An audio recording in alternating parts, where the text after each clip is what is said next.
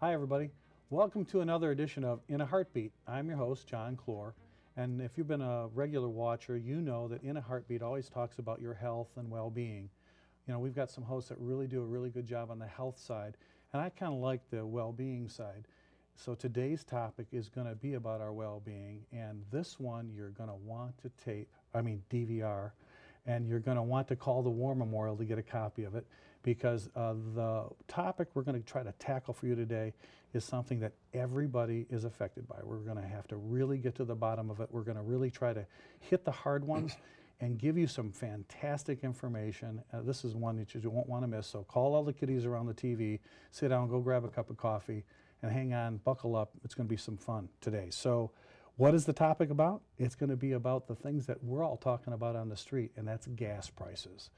There's nothing that's hitting us harder in our pocketbook than gas prices. 10% of our income is going right into the tank at the pump. We can't continue to follow along what we're being told about gas prices. We need to find out what the realities are, and it's not what you're seeing on other shows on television, especially the news shows. So to sort this all out, we've got an expert. And in the United States, there are a few people that have the kind of background and can put cars into the real context of what's going on.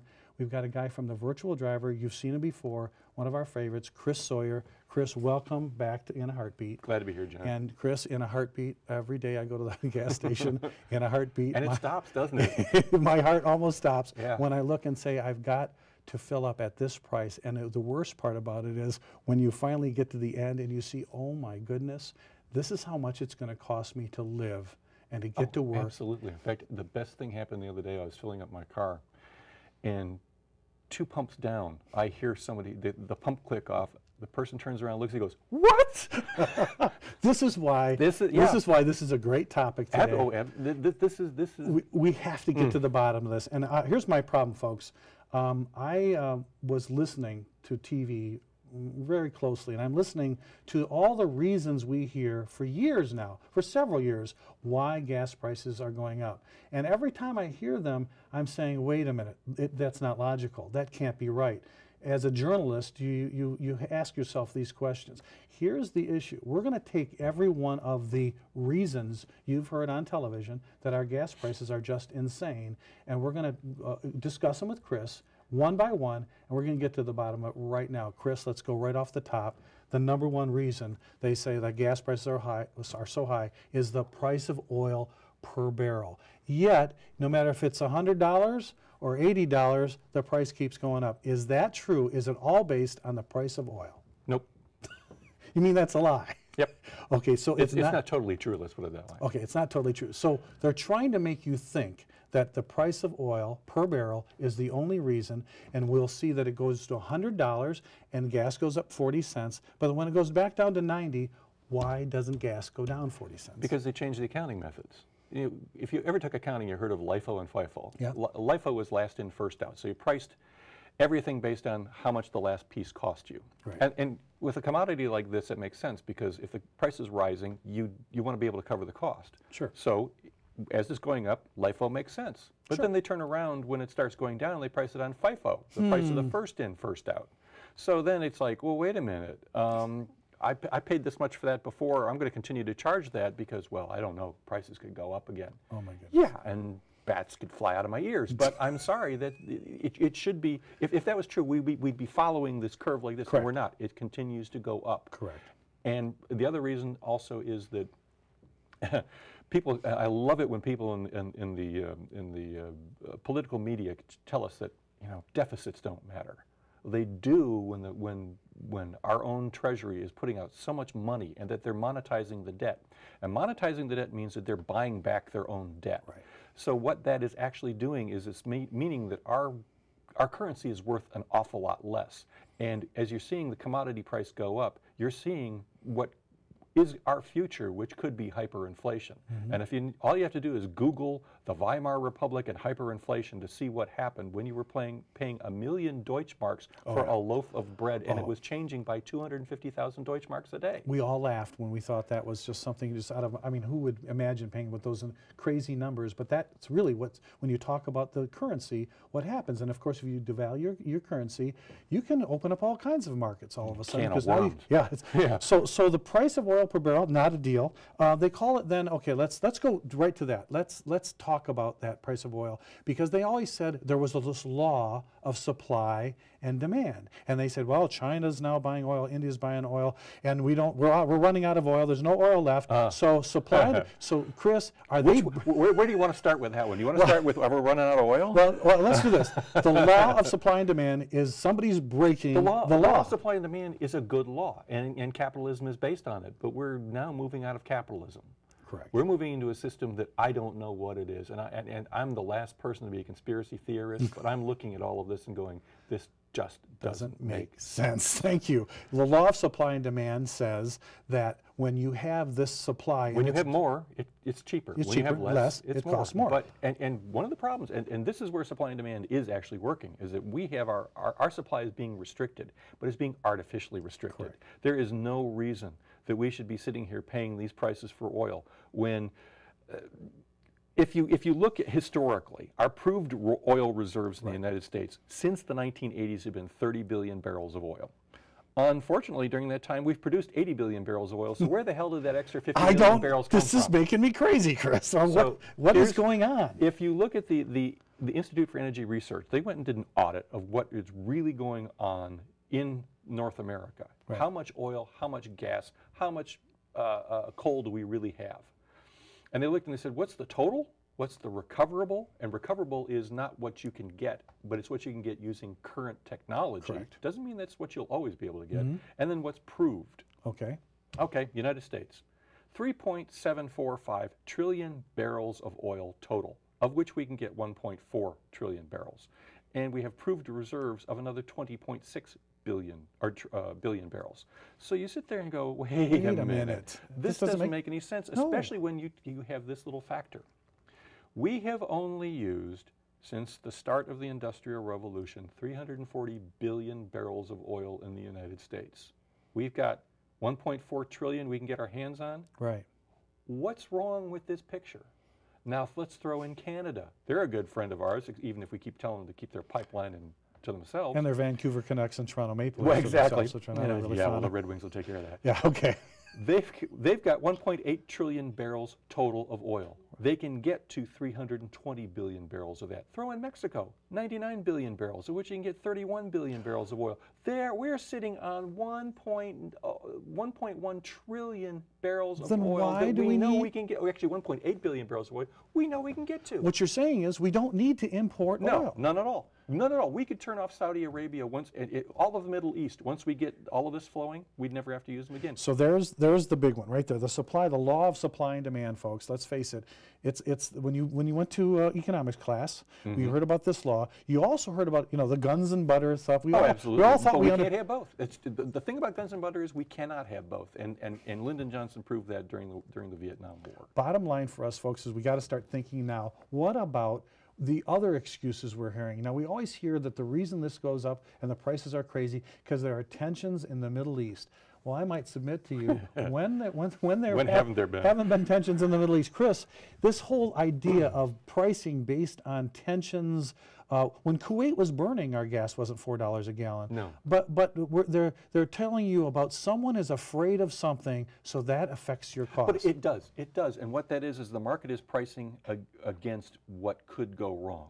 But there has been a change, and you have it right in front of you about the Commodities Future Modernization Act of 2000 changed the way we priced gas and oil. So before it was like a product. Here was the cost of the product. Here was our profit margin. So then here is the price. Now, in the year 2000, just after we started deregulating the oil industry and putting all the companies into 5 or 6 little pockets, we gave them this Modernization Act, which some people, by the way, think is the reason we had a housing crash, because the same thing, the deregulation of our commodities trading. We put gasoline, instead of cost, here's the added profit margin, here is the price, we put it as a commodity future. What did that do to gasoline pricing? What it did was it exacerbated a problem that started in 1997 when Bill Clinton said, you know what, when you buy a commodity future, you don't have to have 50% of the commodity amount that you're buying. You only need 7%.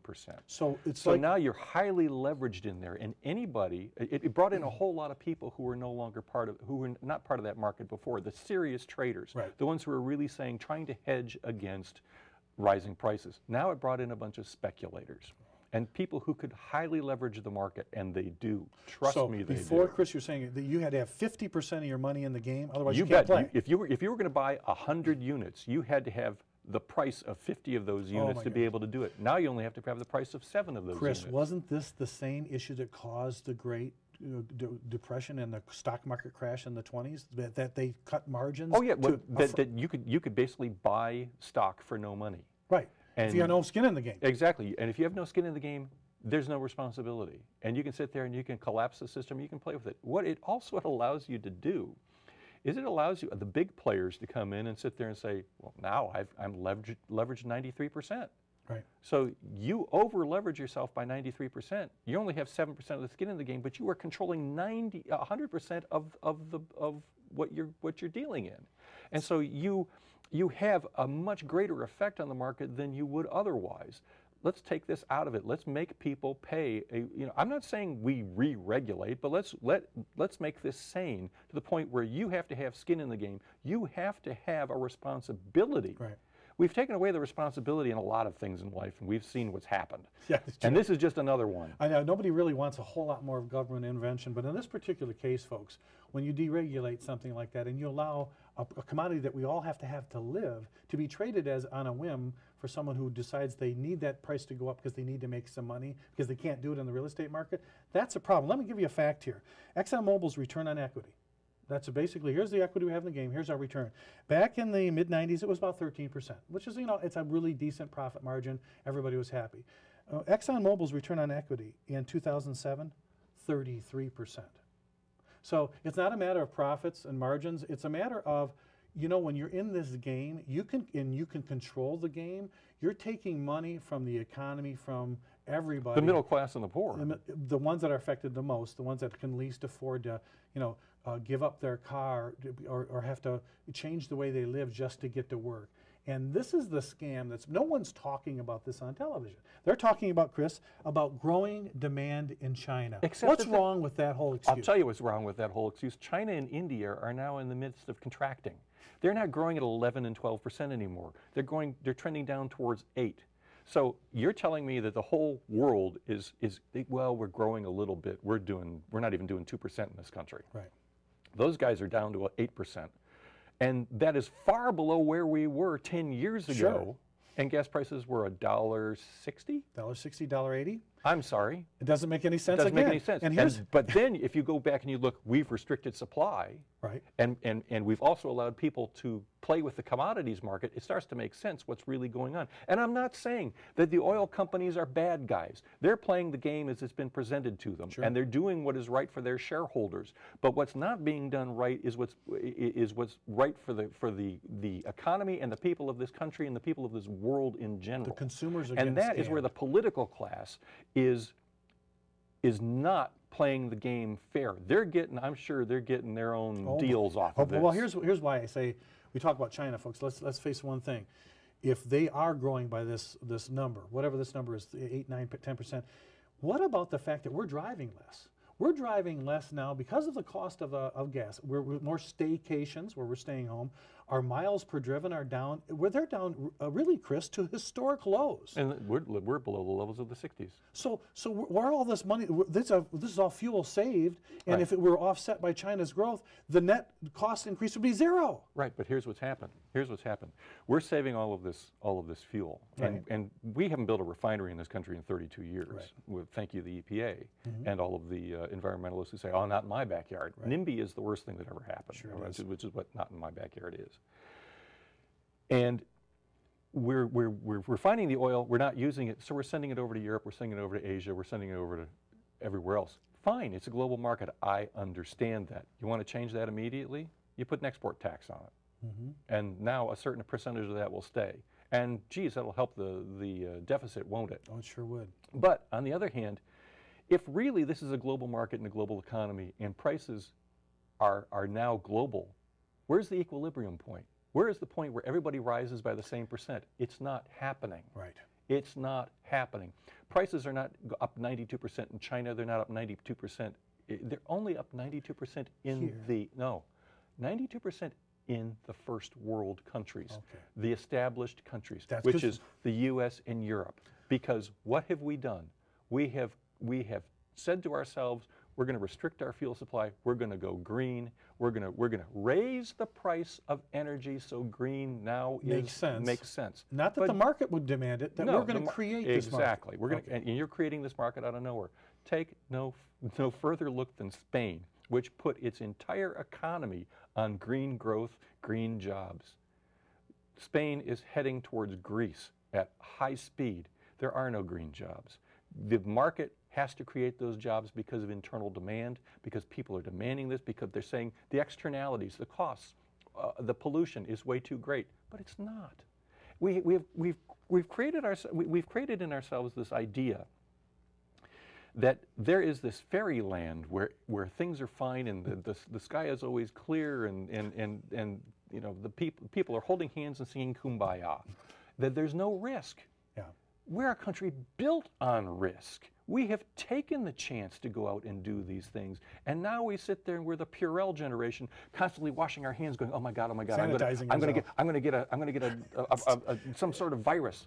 You know what? Viruses make you stronger. That's right. That's right. Well, here's the whole argument, folks. We got to really get down. Let's drill down, if you will, to this argument. Bottom line for us is that we're sitting on a question whether or not we're getting the right story from this very unique product that we have to live. And the difference is, if you've purchased something, there is a cost associated with that item that you're purchasing. We do want people to make a profit. We want investors to make a profit. That's smart. But when it comes to the price, that price should be based on reality. Shouldn't be based on whims. Shouldn't be based on someone's need and want to be rich. It should be based on the market and its ability to pay for it. We're kind of beyond the ability to pay for gasoline right now because it's really getting to the point where our mobility is being affected. And let's, Chris, talk about the need for this mobility. When you talk about this fairyland, you're talking about people think that you can send your bills through email or through online. You can cover everything on Facebook and talk to your family. You don't have to leave your house. You can somehow have your groceries or anything delivered, and we can become these islands. Whereas we know the creation of this great country was based on our ability to, instead of making a little item and selling it down at the town square, all of a sudden, when Henry Ford figured out how to get us cars for every man, not the rich, every man could afford a car, we can go to the village next door, and our product can be shipped over here, and that village down the street, and to the next state, and to every state, and all of a sudden, this product becomes a huge product, and it begins the gigantic economic machine. Mobility and our ability to move around is key to life. It's key to freedom. Bottom line for freedom. Absolute freedom. If we sit there and stay on our computers and Facebook and all the rest of it, and stay in our houses like hermits, we're no longer free. And it's very easy to control a population that's like that. You cannot control a population that can get up and move anytime it wants to. Right. And it's not restricted in that Exactly. movement. And that's what worries me, because as I said earlier, I am not a conspiracy theorist, but I'm looking at this going, what in the hell is going on here? What's wrong with this picture? Okay, so we agree upon that for us to grow as a nation, for you to grow as a person in your society, you need to interact. And I mean real interaction. You need to get out there and meet people, bring your products to different markets. It's part of the fabric of our nation and of our society. But let's also talk about another thing that's never talked about when it comes to the price of oil. And that is the fact that oil is key to foodstuffs, not just in this country, but around the world. Not just in fertilizers, but in the transportation of it around the world. Right. If you drop if you increase the price of oil and drop the mobility of this country, you increase the price of all of the fertilizers going into food. We've seen it already. We saw what happened when we had the ethanol market and we moved it. What happened to the price of corn? Yeah, I mean, that wasn't based on the market. I have been talking to a friend of mine who works for a lot of those alphabet soup agencies in the government that have the little 3-liter ones. Oh, I love those. CIA, NSA, and all the rest of them. A couple I didn't ever hear of before, and they are not just of the opinion, they can prove that the Arab Spring was caused by higher corn prices because of ethanol. We made it, the riots in the streets in Egypt, because those people couldn't afford to feed themselves anymore. Right. We caused that problem. I saw a sign, Chris, on some Patriots roadside in front of his restaurant that said, oil is $100 a barrel, but corn is $38 a bushel. Solve the economic problem. Corn is now $100 a bushel. Then now we have free trade. Yeah. That kind of stuff is logical, ladies and gentlemen. It's logical for us to think, but I don't think when you hear on television, well, today your gas is going to be another 40 cents higher because there was a storm in Louisiana and that the refinery had to shut down for a couple of days, or a rig went offline, or a pipeline broke, or my dog ate my homework, or it fell behind the refrigerator, or my mom spilled coffee on it, or all those excuses that we would have been thrown out of school or given to our parents, but these are somehow fed to us, and we're expected to believe that when a refinery goes down for a month or a week, it affects our price. Chris, that's true, but how come when it goes back online, the price doesn't go back where it was 3 months ago? It's the LIFO-FIFO deal. It's trying to lock in those gains for as long as you can. It's logical from a purely business standpoint, but I've always said that the worst thing that ever happened to business in this country was the Harvard School of Business. That's right. Because it's based on grids, and if this, then that. It's not based on what's best for the common man, what is going to get me the long-term goal. It is all based on short-term thinking. Right. We can't do that anymore. We have got to take the long-term. We have got to go after this oil and this natural gas. Do you realize we have enough natural gas in North America to last us more than 1,000 years? That's at current growth rates. Right. We could turn over the entire fleet of cars to natural gas propulsion. Right. And we'd still have 500 years worth of natural gas and be able to heat our homes and do everything else that we're doing. But we won't do it. Right. We instead are sitting there and going, we have to go electric. And I have no problem with electric vehicles or anybody who wants to buy it, but don't force this down the throats of anybody. And besides, tell me where the electricity comes from other than the plug. All right, now this is another thing. We talked about it earlier on a previous show. When you talk about trying to create matter, it's not created or destroyed. It just changes form. And when we transfer our need for petroleum to our need for, say, electricity, that's made from our reserves in coal. And people know about coal. You have to burn it, and it has to get into our atmosphere. So there is no real easy trade-off. The trade-off here is for us to start thinking about how are you being told that this is an issue. And these, there's a difference between a reason and an excuse. Well, we both learned that in elementary school, didn't we? That's right. I think what the American people are getting now are excuses. So let's go and talk about one little thing here. Yeah. And it's the simplicity of what regulation when it comes to fuel. You were talking earlier about, there's some refinery issues. We haven't built refineries. Our demand has gone up. We're driving, there are more cars in the United States, but our refineries are the same number. Okay, I get all that. Right. But what about this mix? What's with this mix? Here's the thing. Let us not forget one simple fact. Air is fungible. It moves across the world. Starts here what and you goes do there. Here goes around. So if you're in California complaining about the weather, look over at China, which is putting one new coal-fired plant with no pollution controls on it up a week. That's one big problem right there. But in this country, we have so many different mixes of gasoline. There are 7 to 17 official mixes. You mean fuel blends? Fuel blends. So if you're in California, because they passed a law there, you have to blend it this way with less sulfur. It's not just the California Air Resources Board, it's the EPA. It is the NESCOM states, all of the states along the East Coast those are different blend? that have gone and said, we're going to follow California but be even worse. Here's the thing about it, though. There are 96 actual fuel blends in this country. Why? Why are we wasting the time, the money, the effort, the fuel it takes to do this instead of saying 1 or 2 or 3? Right. I'd say 1. It is making it tough on the automakers to have to go in and make these cars run correctly and hit the correct pollution levels. Well, and the refineries, they themselves are tasked with trying to meet these laws. Absolutely. You can't sell that fuel in When one of those refineries goes down, as happened during Hurricane Katrina, and those refineries go down, yeah, that's when fuel prices go up and should go up. But when it's fixed. Exactly. But at the same time, those refineries are old. Yeah. They are running at the limit.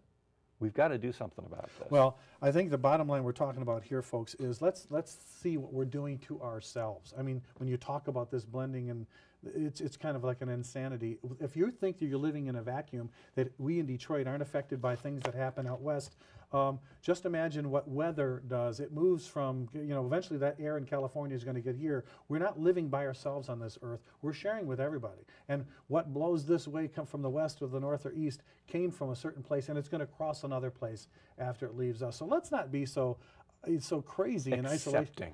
Let's ask questions. Let's be, dare I say, a bit cynical. What?